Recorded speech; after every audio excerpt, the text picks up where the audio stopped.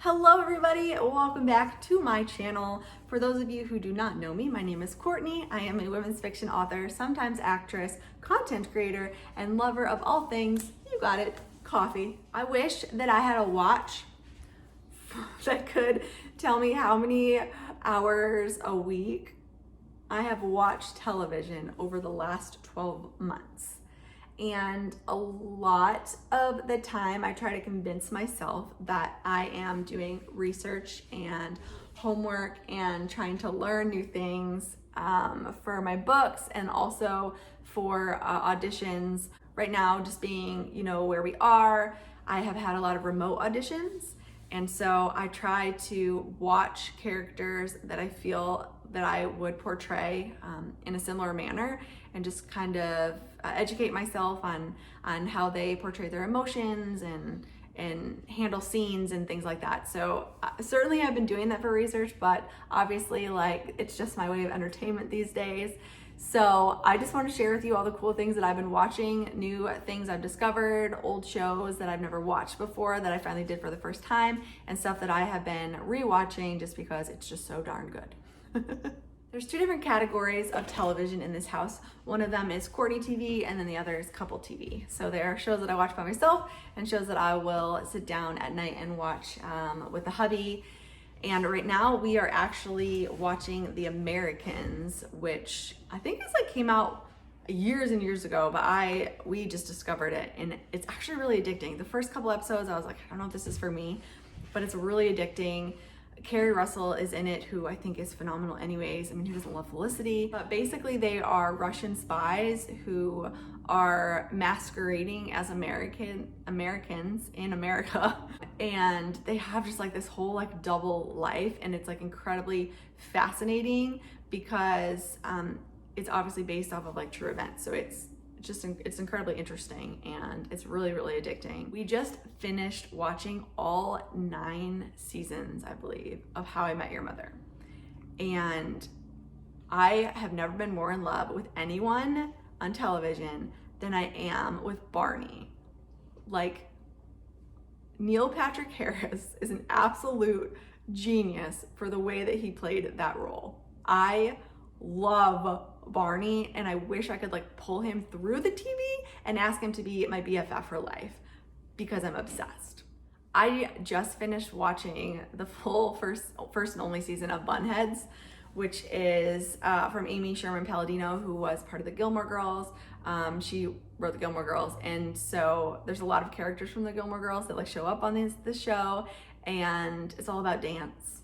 I mean, there's other stuff that goes on, but really I watched it for the dance because I used to be a dancer, and I like to live my life through that kind of stuff, and wish I was 25 years old again and still doing all that fun stuff. But anyways, I love it. Just sometimes you just need television like that where it's just fun and you don't have to think too hard, and maybe it's a little bit predictable, but that's okay because I very much enjoyed it. And now I am watching Cougar Town, which I've never seen before, but I don't even know what I was doing that I came across Nick Zano, and it said that he was on that show, and I used to have the biggest crush on him when he was on What I Like About You with Amanda Bynes. But he was on the very beginning episodes. I don't know if he comes back or not, but he was on the very beginning episodes. And then Noel, Scott Foley, but Noel from Felicity, he's on there as well, and Courtney Cox and Busy Phillips. And I am still on season 1, but so far I adore it. It's hilarious.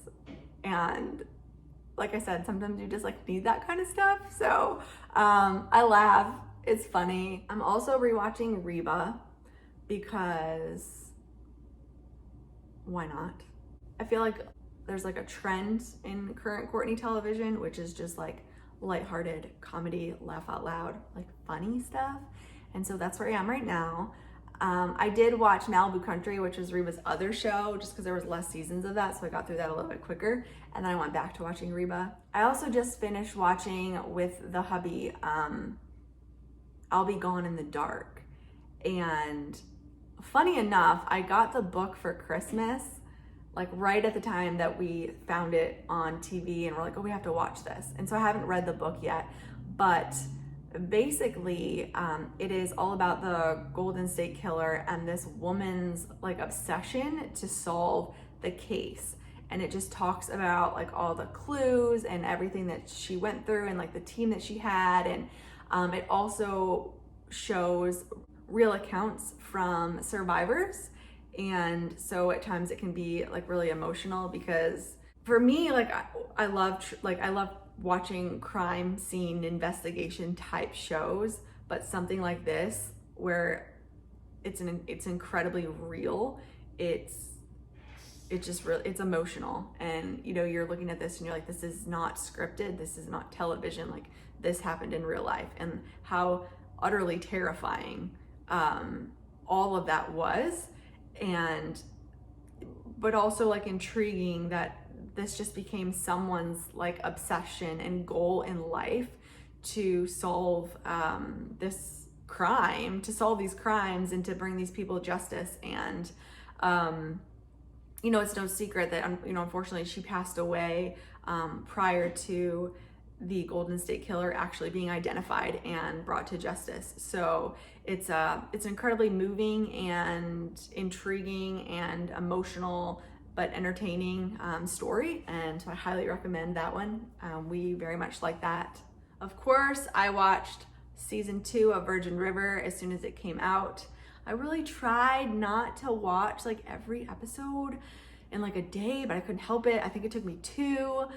So now I'm just like patiently waiting for the rest of them. Cobra Kai, we watched season 4 in a day. There just was no like stopping us on that one. No, season 3. We were season 3. So now season 4, like if you could just like come out now, that'd be really great. In the Dark is really, really good. I think there's 2 seasons currently on Netflix. I feel like it's like Virgin River, but it's a little bit darker, and there's like twists and turns, and I very, very much enjoyed that. And I'm also impatiently waiting for the next season to come out. So hubby and I usually watch more of like the more intense, I guess, kind of shows, as you can tell. So before we go to bed at night, we always end with like one of those like fun, like 30-minute sitcoms. So right now, currently, we go back and forth between 2.5 Men, Step by Step, and Friends. So yes, so this has been one of those years where I have spent an enormous amount of time in front of the television, but I'm not even ashamed about it because I still feel really productive. And like I said, technically, sometimes I'm doing research and I'm getting ideas for books, and I'm learning how to improve my remote audition tapes and all that fun stuff. So I don't feel totally unproductive, but also it's just good to like escape reality every once in a while and just watch a good TV show. Current things that are coming back, which I'm really excited about. Obviously, This Is Us, all the Chicago series, A Million Little Things has come back, and I just love that show. And The Resident is going to be coming back soon. One of the shows I'm really, really sad that didn't come back, Council of Dads. I loved season 1. I felt like it was one of those shows where they were like unafraid to touch on multiple topics, and it was just like a good family show. And so I'm really sad that that did not get picked up for another season. I know I went through like a whole host of things that I'm enjoying. I'd love to know what you guys are enjoying. So definitely leave in the comments any shows that you guys are enjoying and things, recommendations that I should add to my list to watch next, because we are flying through everything. That is it for today's episode of Coffee with Court. I will be back next time. As always, have a wonderful, wonderful week. Positive vibes to all of you, and I'll see you next time. Bye.